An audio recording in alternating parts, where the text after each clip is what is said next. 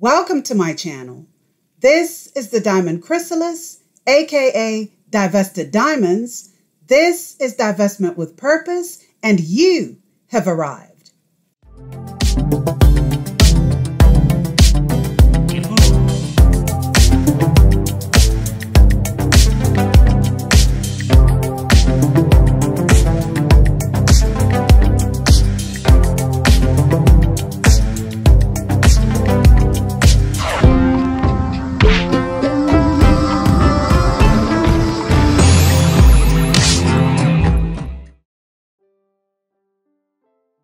Greetings and salutations, ladies. Thank you so much for joining me. Thanks for being here today.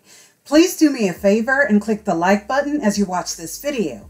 I hope that 2024 is off to a good start. I also hope that you're in good health and wishing you all well. So today's premiere consists of a very heavy topic concerning the following. Please check the screen. Now, I know that it's triggering for a lot of people. But in order for us to get to a better place, we have to air these issues out and encourage girls and younger women to open up when something feels off about these situations that may lead or may have led to this kind of atrocity.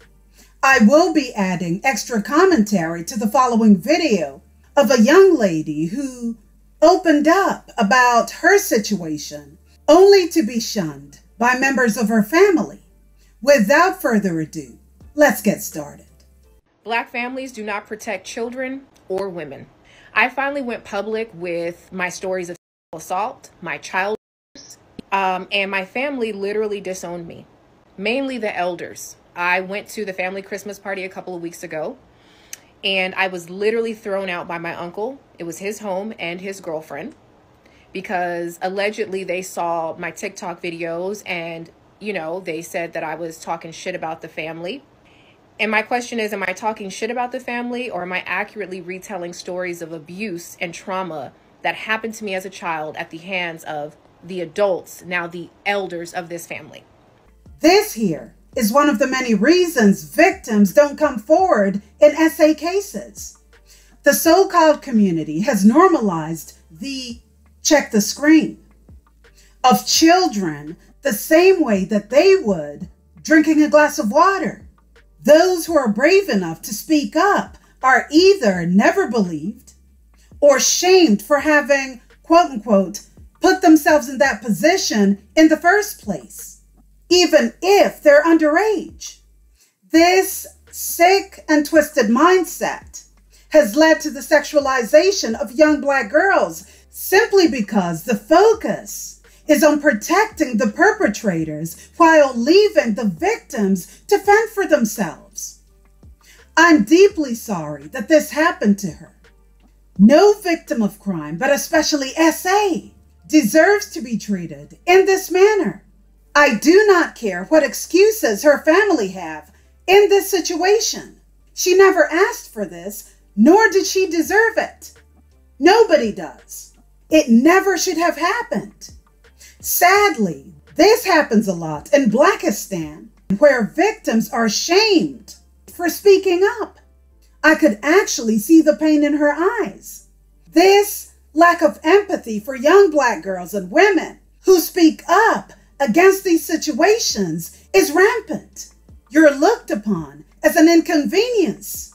How dare you reveal that these monsters exist? How dare you expose what happened to you? Get over it. This is the sentiment amongst the perps and their handlers. Majority of Black women have been raised to do whatever it takes to protect the males and the few females who engage in this diabolical behavior. The fact that her own family shunned her for speaking the truth while asking for help shows how uncaring they are, and how certain people are okay traumatizing Black women and girls while holding the male perpetrators accountable for nothing. These crimes are treated very nonchalantly, completely disregarding the psychological baggage and effects that such trauma brings to one's life. And this, unfortunately, is the reason majority of Black women and girls end up dysfunctional. The unresolved trauma from these events are not something that you can just erase over time. This requires years of therapy, and even then, therapy is just a tool used to cope with this level of trauma. It doesn't fix what happened, nor will it ever reset your mind to its original form. I mean, come on. You're not a machine that can easily be restored to factory settings.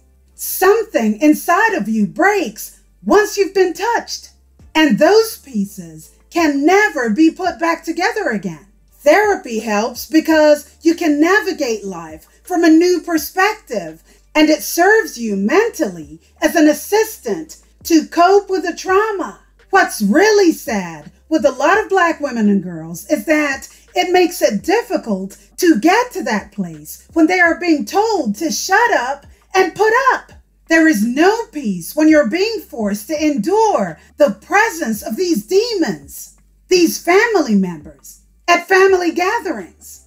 How exactly are you supposed to move on when you're constantly being gaslit, when you're constantly being shamed and re-traumatized by the lack of remorse and removal of these perpetrators from your life? A line is clearly drawn in the sand when your so-called family constantly wants you to keep quiet for fear of exposing these demons, these animals who touched you or any other little children. Anytime a family member knows and believes what happened to you, but still chooses to stay silent, they don't care about you. Let me repeat that. They do not care about you. Let's continue. The most disgusting part of this for me is the fact that they villainized me for telling you guys, for telling TikTok my story. They were not upset at the people who did these things to me. In fact, a lot of the things that I shared on TikTok, they're not family secrets. They're well documented. People know. Police have been involved. Court cases have happened. But you guys are upset that I'm disclosing my part of the story. Not one person that abused me or any other child or woman in this family has ever been kicked out of a family function or asked to leave and not come back. Never. It's never happened. As mentioned earlier, when it comes to these cases, most people in the so-called community will blame the victim rather than hold the perpetrator accountable. This quote-unquote preservation of the family name, or in other words, protection of these demons, makes it hard. It makes it extremely hard to begin the healing process. You are made to feel like an outcast or a problem when all you need is love, support, acknowledgement that something bad really did happen to you. Instead, you are vilified for wanting to be heard. Meanwhile, these demons carry on with life as if nothing ever happened. They break you but expect you to put yourself back together again. How are you supposed to do that when you don't know how? When you lack support and sometimes resources to be able to do so? The sad thing is, you would expect the women of the family to rally around you, listen to you by being more open and understanding of your pain. But for whatever reason, they throw you under the bus and use the same bus to run you over and over time and time again. No love, no empathy, no understanding, no respect for your personal boundaries, just the need to protect and defend the indefensible. Such a shame. Let's continue. People that were so upset, my aunts and uncles namely, they never called me. They stopped taking my calls. In fact, I tried to reach out to a couple of my aunts and uncles and none of them would take my calls. They were all there when it happened. They feel sorry for me, but they felt it wasn't their place to speak up for me. Since I've gone public, I've had many cousins who actually, some of the younger cousins didn't know what happened to me. I've had many of them hit me up and say, oh, Uncle so-and-so did me too. Uncle so-and-so touched me too. I need to talk to my dad because these things happened to me too. I need to talk to my mom because these things happened to me too. So she had all these men and women who knew what happened to her, yet they didn't protect her at all. But they were sorry? Sorry. It's a very easy word to say, isn't it? You hear it all the time. Sorry for your loss. Sorry this happened to you, etc. It glides off the tongue so easily. Most people only say it because they feel and believe that that's what you're supposed to say in those moments. Are you really sorry? Are you really sorry when you coddle, protect, turn a blind eye to, and remain complicit in crimes committed? How does one go to sleep at night knowing that you are responsible for enabling, troubling, and dangerous behavior? You may not be directly responsible for the SA, but your silence makes you a part of the crime because you have the power to stop other children from going through this, yet you choose to do nothing about it. Sorry? Sorry, my ass. Like I said, if your own family expects you to partake in the protection, the shielding of a perpetrator by coercing you into silence, they don't love you. They don't care about you. Is it really worth protecting the quote-unquote family name by compromising your mental health?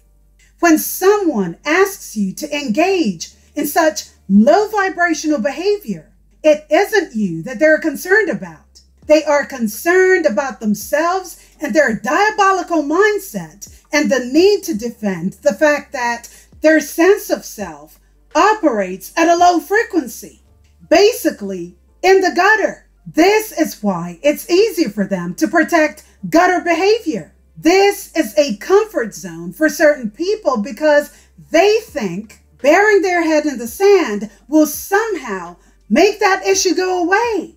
And please pay attention to those who insist on forgiveness. These are the same people who are brainwashed into embracing passivity as part of their life.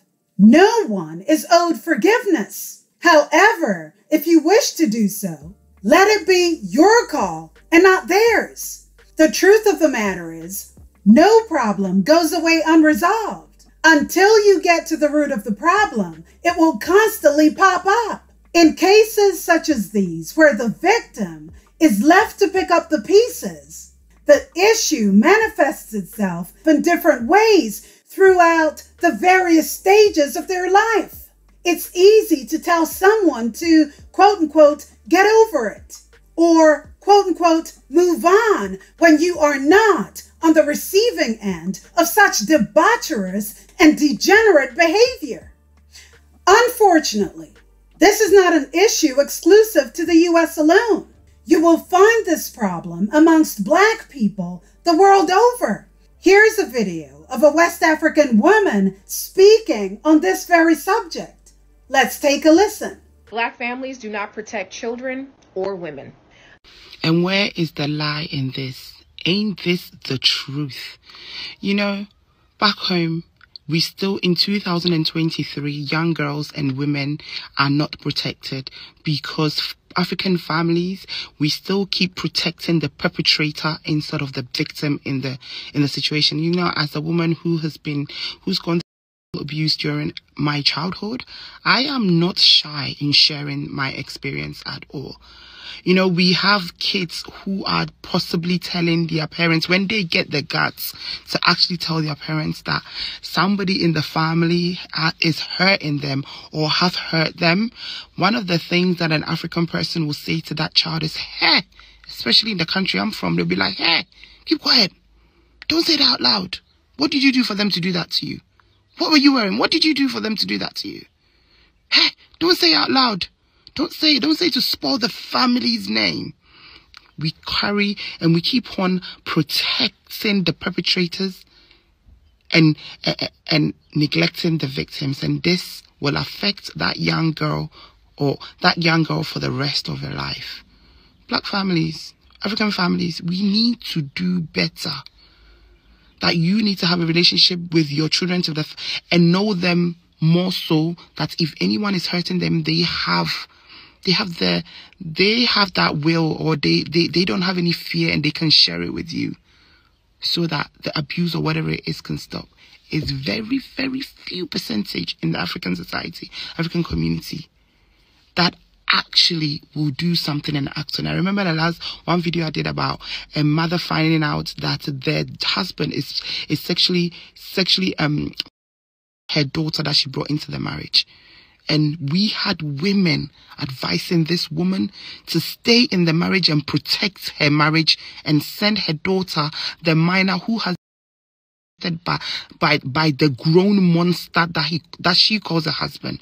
And we had women advising her, women, 2023, 2022, we have women advising women to stay in marriages with sexual molesters and devils and satans. They should stay in marriage and save their marriage and get rid of their child. Send her to the grandmother, send her to the village. We've got a long way to go, man. Don't come and write some nonsense under this comment, because this topic is so dear to my heart. I will give it to you one time for your mind. Here's another video of an East African woman sharing her thoughts on how these demons are protected over actual victims. Let's take a listen. Black families do not protect children or women.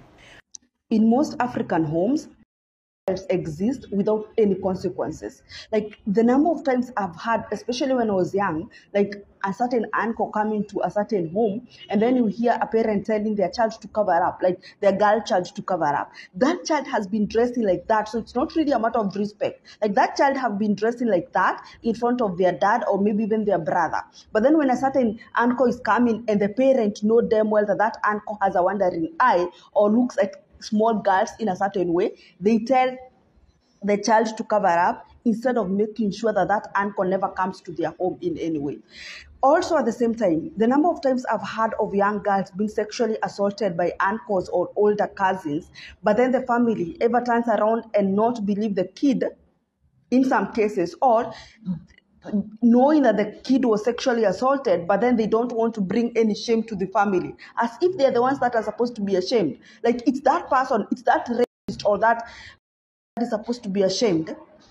But then instead of looking at it like that, they themselves don't want to be ashamed. So they tell the child not to talk to anyone or not to tell anyone about it. And then that walks scot-free. And most of those older uncles or older cousins even have their own families. Like they exist within society or in the society. Most parents know about it and they don't really do anything about it. Also at the same time, something else I also used to hate when I was growing up is a neighbor, or you would see a neighbor or maybe an aunt or an uncle, anyone bringing you home to your parent and saying that you did something wrong, that she abused me, she said this, she talked back at me. And then instead of your parent listening to you in any way, instead of them listening to you, they start beating you up. They don't even listen to your side of the story. Like most kids don't or didn't, especially when I was growing up, we really didn't have a voice in homes. When it comes to elders, nobody could listen to your own side of the story or try to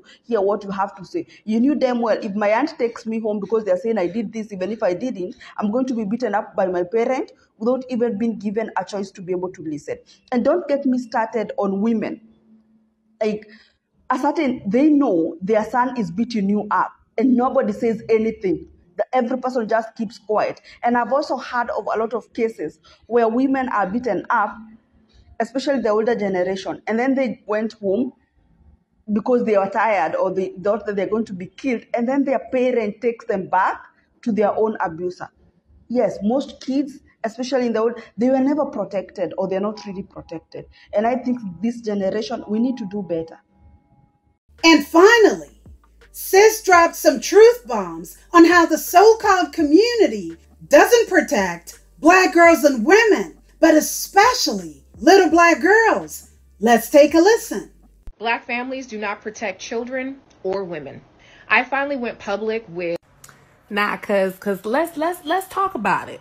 Let's talk about it. Let's talk about it. Let's expose the devil for what it really is. Now, the question remains, why do black people in general hate black children, specifically black girls? When a child is assaulted by an adult, male or female, majority of the time it's usually the male, and that male is protected and is allowed around the same children even though someone caught him in the act of abusing, whether it is verbal abuse, whether it is them being essayed, or whether they're being like physically or mentally or emotionally abused. We allow this in our families. We don't protect the next generation. That's literally unheard of. We always protect the narcissist, the abuser of that child. Again, whether it's male or female. When it's a mother that's being abusive towards her children, verbally, emotionally, physically, mentally, guess what we're told, or guess what the child is told as they get older? Your mother did the best she could. You should still love your mother. Still respect your mother, even though she caused trauma. This goes the same for the father. The father's not there. He disappeared. And then later on in life, he decides to come back and want to be entitled to that child's life. But what is that child that's now an adult is told by the members of their family? That's still your daddy, and you still got to respect them. You ain't got to respect. The point is, we traumatize children and we expect them, as when they get adults, to respect the elders in their family. But y'all don't respect children as human beings. And y'all allow children to be abused mentally, physically, emotionally, spiritually abused. I hate to say this, but it's true about the black community. The black community as a whole cannot stand black children, specifically black little girls, and they can't stand women because they won't protect neither one, and little black boys. This is literally an epidemic.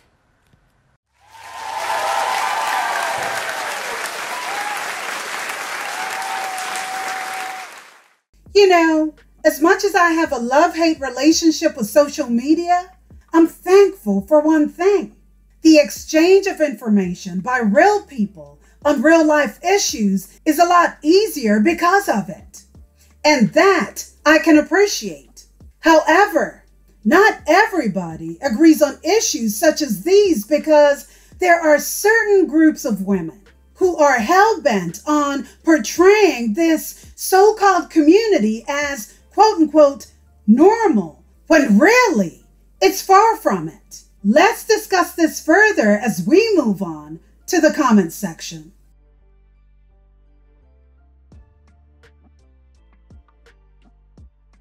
So you all remember this video, don't you? If you didn't watch it or don't remember, let me just give you a quick rundown on the subject matter. In this video, I talked about a woman named Lakeisha Allen, 44, who was essayed as a child. Her mother was abusive towards her, and later, when she went into foster care, the abuse continued. I also talked about Aretha Franklin and Josephine Baker and how they too were essayed at the tender age of 13. And actually, Aretha bore a child just 2 months shy of her 13th birthday, and rumor has it that her father was allegedly her baby daddy. Even though, when asked about it, Aretha claimed that she fell pregnant by a guy that she knew from school named Donald Burke. And of course, she couldn't tell the truth even if she wanted to, with her father being a preacher and all, but I digress. Josephine Baker got married at the age of 13 in 1919 to a man whose age nobody knows. If you know it, please put it down in the comment section. But anyway, the man was named Willie Wells. The marriage didn't last that long, and thank goodness for that. But guess what? The damage was already done. All three of these women have one thing in common. They were let down by their first ever point of contact upon entering this world, their parents. They were let down right from the start for simply existing and being born into terrible circumstances. And while Aretha Franklin and Josephine Baker went on to have successful careers, they were mentally broken and deeply troubled, and that's been heavily documented. I mean, you don't have to be a genius to figure out that the brokenness of their early childhood manifested itself negatively throughout their adulthood. To deny their pain and experiences is to take away their tragedy. Some truths are inconvenient, not very pleasing to the ear. It's not just the truth that's disturbing here. It's the acts of depravity by grown adults that we must all be concerned about. You cannot minimize someone's experiences just because you don't like the sound of it. So when this under the bridge dweller showed up in my comment section saying the following, I knew exactly what kind of individual I was dealing with. At Kiana Green 6058 says, there is way too much fear-mongering in this. Sad. This could have been an amazing video. She left this comment underneath this video right here. Here's the thing. Facts don't care about your feelings. And when it comes to exposing the truth, I really don't care who doesn't like it.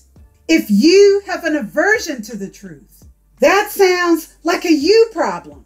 Perhaps you need to sit down and unpack why you're living in such denial, when Black women's real-life experiences don't even reflect the gravity of the situation. The numbers are bad enough, but reality is much worse. There's a huge chance that you are an enabler for this kind of fuckery. Now, I tuned out when she said this, quote, there is way too much fear-mongering in this. Sad, end quote. She didn't tell me which part of the video was fear-mongering, but I'm sure I can guess. It was most likely the part where I said, and I'm paraphrasing here because I didn't go back to watch my own video, but I do remember saying something to the effect of, Black women and girls need to be wary of the males and some women in the so-called community. This is not fear-mongering, nor is it a lie. I get that some of you women out there want to hold on to the scraps of whatever you think the Black community is all about, but the reason we're even discussing this in the first place is because this has been going on since the beginning of time. It's been an issue for Black girls and women for hundreds of years. Most men are devoid of morals, and the majority will F anything, including children. And they do. There's also a segment who will do it if it meant that they wouldn't get caught. And then, of course, we have those who are brazen enough to do it, regardless. They don't care about being caught. Is it fair that children are forced to be raised in such an environment? In a space where they have to duck and dive from horny adults? Horny men? No. I also don't have an ounce of respect for pedo apologists or sympathizers or anyone who thinks that this is being blown out of proportion. Look at the numbers. Look at the numbers. According to the National Center of Violence Against Women in the Black community, for every Black woman who reports rape, at least 15, that's 1/5, Black women do not report it. 1 in 4 Black girls will be sexually abused before the age of 18. 1 in 5 Black women are survivors of rape. And if you do the math, that's a lot of Black women. You have a higher chance of being essayed in the so-called community than you are at winning the lottery. The odds are 1 in 300 million. There's more chance of you being raped in the so-called community than there is of you being struck by lightning. The odds during one's lifetime are 1 in 15,300. So minimizing the seriousness of these issues and choosing to be willfully ignorant does not change facts. It won't make the issue go away. 35% of Black women experienced some form of contact, sexual violence during their lifetime. 40 to 60% of Black women report being subjected to coercive sexual contact by age 18. 17% of Black women experience sexual violence other than rape by an intimate partner during their lifetime. More than 20% of Black women are raped during their lifetime, a higher share than among women overall. Black women are 2.5 times more likely to be deleted by males than their white counterparts. And more than 9 in 10 Black female victims knew their deleter. Black women also experience significantly higher rates of psychological abuse, including but not limited to humiliation, insults, name-calling, and coercive control than do women overall. We've seen this kind of behavior in music, and if you still live in Blackistan, you've probably experienced random groups of Black males catcalling when you walk by, making derogatory comments, calling women these females as opposed to women, calling you a female dog and disrespecting the hell out of you. Even right here on YouTube, you have ex-wives calling women bees and hoes all the time. And then you have retards such as Umar Johnson sexualizing women and saying how he'd be smashing those cookies when speaking in reference to Black women. Come home frustrated and she had a bad day and the things just didn't go right, and she ain't gonna want to be caressed, and she ain't gonna want to be massaged, and she ain't gonna want a forehead kiss. She gonna want her cookies crushed. Every once in a while, your queen is gonna want her cookies crushed, and when your queen needs you to crush those cookies, you have to be able to meet the demand. Every sister, I don't care how spiritual she is, I don't care how feminine she is, every once in a while, she wants cookies crushed.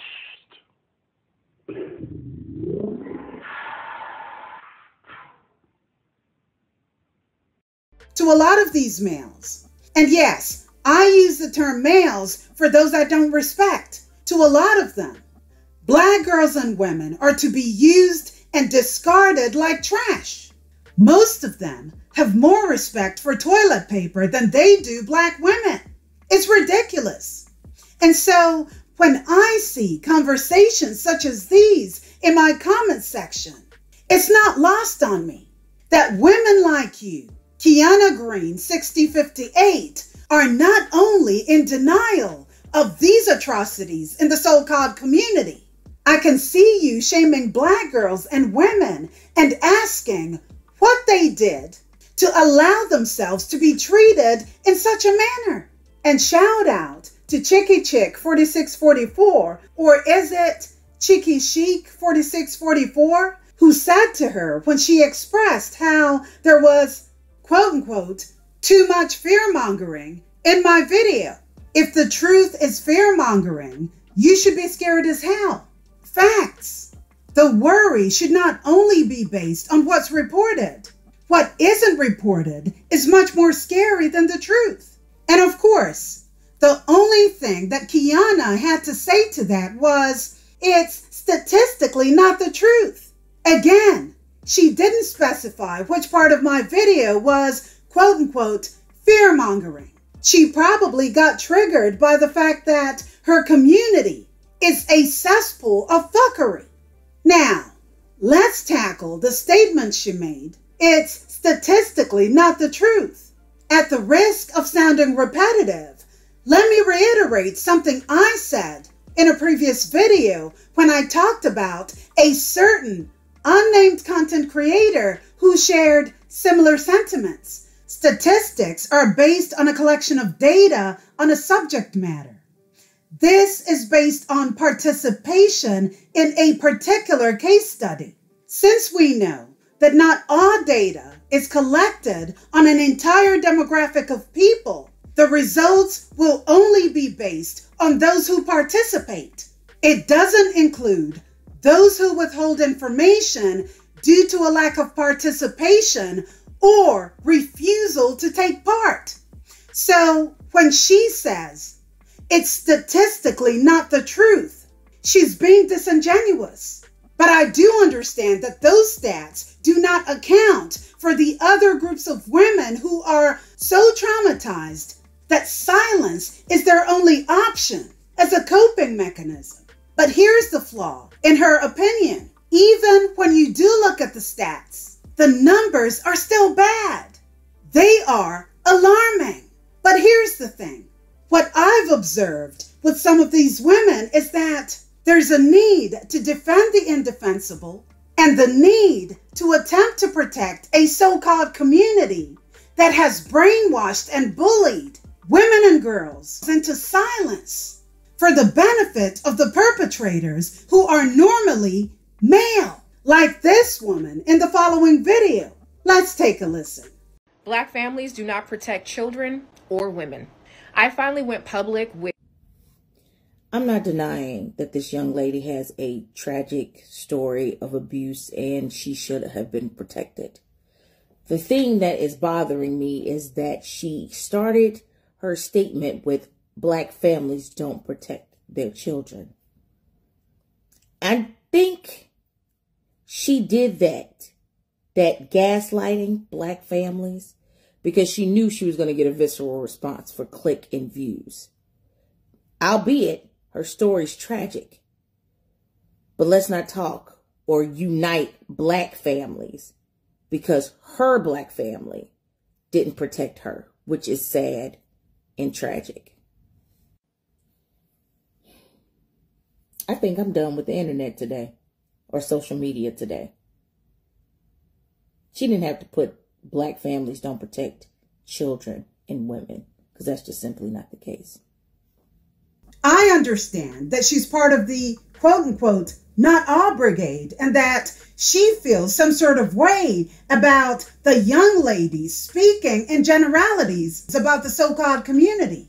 The truth of the matter is, when you have more people, more males causing mayhem in the community with regard to not being able to control their sexual urges, how you feel, ma'am, becomes redundant. What we're not going to do is walk on eggshells simply because you feel that not all families go through this. The numbers say otherwise. Black girls and black women's personal experiences, their personal stories of this type of abuse shed a lot of light on just how deep incest truly goes in the so-called community.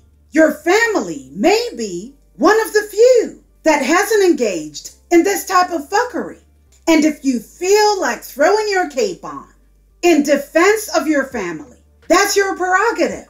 By all means, knock yourself out. If you spoke to a lot of young girls and women, very few would share your enthusiasm. They would most likely agree with this woman. And here's the thing. This is nothing new. So let's not pretend that there's some sort of conspiracy, right, against the so-called community to tarnish the black community's image. First of all, what image? The so-called community is not really known for its high moral values. What are we talking about? This has been going on forever and largely because of the power dynamics between men and women and the fact that the so-called community is so focused on pedestalizing the males over women and girls. The black church. And I know that some of you do not like it when I talk this way, but unfortunately, it has played a huge part in giving males too much authority over women while using the religion itself as a tool to carry out their devilish behavior. And this is why they keep harping on about the man being the head of the household, even though in a lot of cases, you Black women are the ones paying all the bills. It's abusive, and you need to understand when you're being taken for a ride. But I digress. When it comes to forgiveness of these predators, praying for them does nothing for victims, nor does it help anyone else. Those are just words spoken into oblivion. These demons are allowed to roam freely, taking advantage of women and girls, children, and the rest of us are supposed to, what? Care that you're triggered by generalities? With all due respect, I don't give a frack. Again, it's all about trying to protect an image that has never existed. The so-called community has never existed for the betterment of all. It thrives on the putrid mindset that promotes low vibrational behavior and uses that as fuel to keep intimidating Black women and children. According to healthyplace.com, Black women report being more severely abused with greater force. They also report, quote, more upset, greater long-term effects, and more negative life experiences, end quote, from SA than white women. Among the effects are post-traumatic stress disorder, depression, anxiety, eating disorders, substance abuse, self-harm, and more. Let's talk about prolific predators. Child sex offenders, or CSOs, tend to victimize more than other sexual offenders. 70% of CSOs had between 1 and 9 victims. 23% between 10 and 40 victims. Now, tell me one more time how this is statistically not the truth. I have a challenge for you. Do yourself a favor and Google just how many predators there are in your area. And once you've done that, please come back to my comment section and let me know. So when people, and by people I mean Black women, show up in my comment section trying to justify their feelings by denying the truth, you're just letting me know to what lengths you're willing to go to protect those who commit such crimes.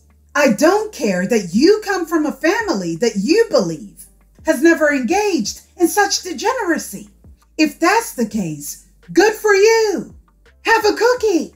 Like a lot of other things in life, if it doesn't apply, let it fly. You're doing a lot of victims and survivors a disservice by claiming that these videos don't match up to the stats, when there's undeniable evidence that this diabolical behavior is nothing new and that it's always happened in record numbers. Personally, I don't think that those stats represent the full picture based on unreported cases and the behavior of some of these males that some of you Black women like to cape for. The numbers should be higher. I don't want them to be, but the manner in which the so-called community placates these males, the way that it conducts itself and how it handles such situations tells me that a lot of these mother effers are never to be trusted around children and women. I'm female first. Secondly, I'm a woman. My allegiance is towards girls and women. I will put the female form first before caping for any man. When it comes to such issues especially, I would never, and I repeat, I would never fix my mouth to say to an XX that I don't believe them in defense of an XY, because I know how a lot of men think and operate. And collectively, we know this because we've seen it. If you choose to put blinders on, that's your choice. For a lot of us, we've experienced the demonic nature of these males. It's sad that in a lot of these cases, you can't even trust your own family members because they are the biggest perpetuators of these types of crimes. They have more access to you. Majority are in a position of trust, thus making it easy to enact such depravity. Sadly, some women can't be trusted either. Like I've said before in a previous video, most people are concerned about the outsider, the stranger. And this is not to say that they're incapable of these types of heinous crimes. They are. However, it's always important to monitor what's going on closer to home. Remember, every serial killer has a quote-unquote normal relative or relatives. Well, so do pedos. By denying that such issues exist, you are lending a helping hand in the continuation of such behavior. Calling prepubescent girls fast is something that some of you do with ease. Tell me something. Do you think that's normal? Yet, there are a lot of you who say it all the time. Sick. Just sick. So where do we go from here? Now that we've discussed this, what are the possible solutions to help prevent these types of situations from happening? We tend to talk a lot about the problems that we face. What about the solutions? I have listed 5 points that may help in preventing such situations from happening. Obviously, nothing is guaranteed, but teaching your children to spot certain dangers, certain behaviors, and calling for help where possible is better than not doing anything at all. Please note that these recommendations are centered around communication. Number 1, communication itself. It's very important to maintain open lines of communication with your children. When your child feels comfortable enough to speak to you about anything, it makes it easier for them to open up and tell you what's going on with them. Alienating your kids for whatever reason creates a barrier, an obstruction of sorts, that could sometimes lead to a lack of trust, thus seeking it elsewhere. Number 2, boundaries. You know your child more than anyone else. Hopefully, talk to your kids about boundaries. Understand what makes them comfortable or uncomfortable and give them tips on what to do should they encounter some sort of breach in their boundaries. This should include people they know as well as strangers. Number 3, phones and gadgets.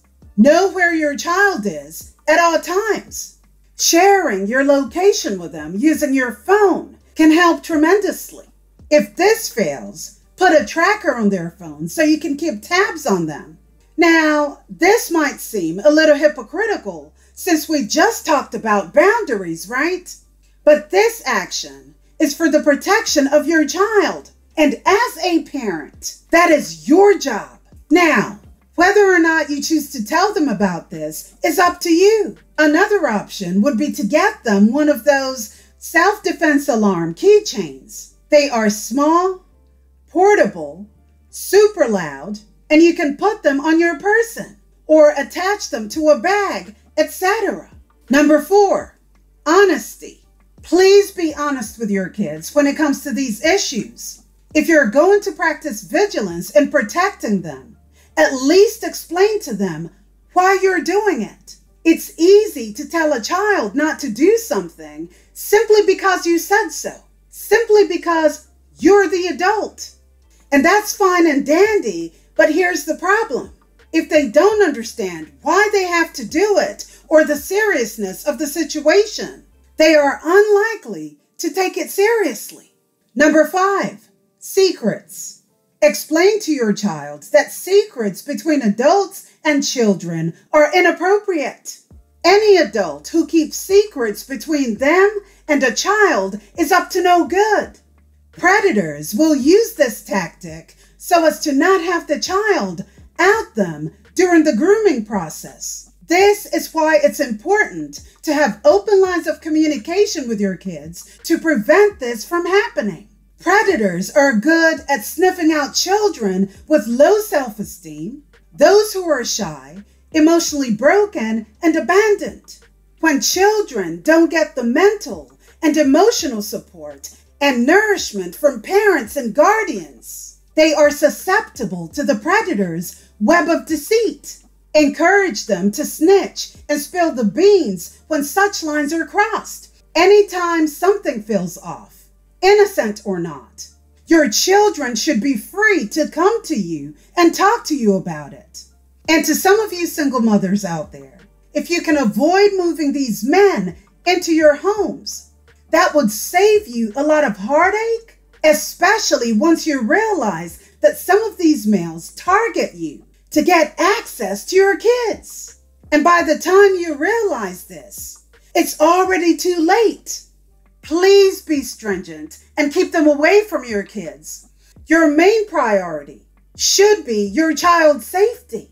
There are far too many stories where Black women especially leave their kids with male relatives, boyfriends, stepfathers, and don't even stop to check how things are going with their own children.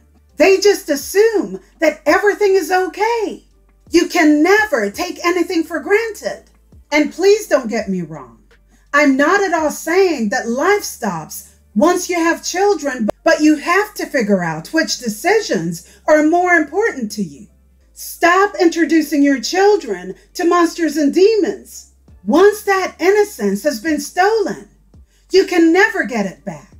And you need to pay special attention to the types of males who only target single mothers. Lastly, according to this article I found on the healthyplace.com website, there were quite a few revelations on the mindsets of most Black people when it comes to CSA. It said many African Americans think that CSA is more typical among white people. Statistics show that Blacks, I hate that terminology. Why couldn't they just say Black people? But anyway, that's neither here nor there, so let's just continue. It says Blacks are sexually victimized in childhood at about the same rate as whites. 2/3 of all victims of SA reported to the police were under 18. In nearly 95% of the cases, the offender was a family member or acquaintance. Let me repeat that. In nearly 95% of the cases, the offender was a family member or acquaintance. Now let that sink in. 95%. As I've mentioned many times before, most people worry too much about stranger danger, but familiar danger is a real thing too. These crimes are usually committed by people we know because in order for a lot of these cases to go unnoticed or carry on as long as they do, the grooming process requires an element of trust between the perp and the victim. These are people who fly under the radar because no one stops to think that they are capable of such heinous crimes. So, after hearing all of this, there is no reason why women especially should be in the comments trying to argue with me about how none of this is statistically true. Like, really? You want to argue? You can go back and forth with your elbow, honey. I'm not about to argue with you. You want to argue? Argue with your big toe, not me. And finally, links to all the websites and stats used in this video will be provided in the description bar below. If you or someone you know is experiencing this kind of abuse, please call the National SA Hotline at 1-800-656-4673. One more time, 1-800-656-4673. They have assistants ready and available to talk to you 24/7. And for my UK listeners, please dial 999 and ask for the police. And if you don't wish to involve the police right away, please call the RAPE Crisis National Helpline at 0808-802-9999. Again, 0808-802-9999. They too are open 24 hours a day, 7 days a week. On that note, what are your thoughts on what's been discussed here today? Please leave your thoughts and comments down below. Don't forget to like, share, and subscribe to the channel. And remember, ladies, danger isn't always foreign. Sometimes the people who hurt us the most are those closest to us. It's okay to put distance between you and those who don't care about your well-being. Cutting ties with toxic family members is also a solution. They say blood is thicker than water. But hey, so is ketchup. What's the point of being part of a family that's quick to discard you and your unwanted trauma, especially in favor of protecting the perpetrator and the family name? Thank you so much for watching. This is the Diamond Chrysalis. You've been watching Divestment with Purpose. Divest like a butterfly, and I'll see you next time. Bye, diamonds.